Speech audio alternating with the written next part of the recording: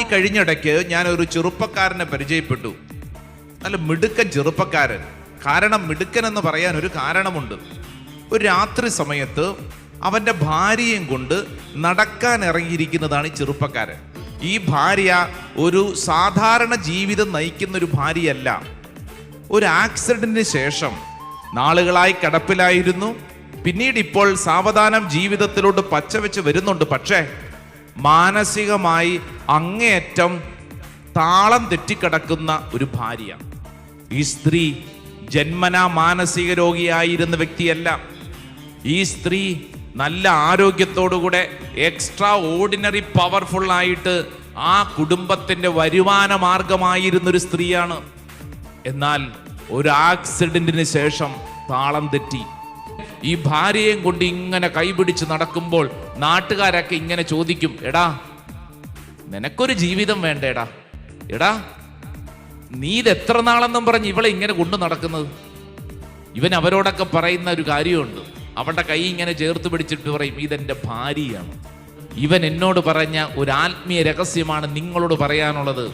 ഇവന്റെ വീട്ടിൽ, ഇവന്റെ മുറിയിൽ ഒരു കൊച്ചു കുരിശുണ്ട്, ഒരു കൊച്ചു കുരിശ്.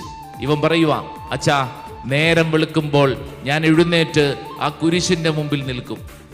കുരിശിൽ കിടക്കുന്ന ഈശോയെ ഞാൻ ഇങ്ങനെ നോക്കും. അച്ഛാ ഞാൻ ഇങ്ങനെ കുരിശയിലോട്ട് നോക്കുമ്പോൾ ഉണ്ടല്ലോ, എനിക്ക് അസാധാരണമായ ഒരു കൃപ കിട്ടും. അതെന്നതാണെന്ന് എനിക്ക് പറഞ്ഞാൽ തെളിയിക്കാൻ പറ്റത്തില്ല. പക്ഷേ അസാധാരണമായ ഒരു കൃപ കിട്ടും. ആ കൃപയിലാണ് അച്ഛാ ഈ ജീവിതം മുഴുവൻ ഇങ്ങനെ ഓടിച്ചുകൊണ്ടിരിക്കുന്നത്. ഹല്ലേലൂയാ, ഹല്ലേലൂയാ.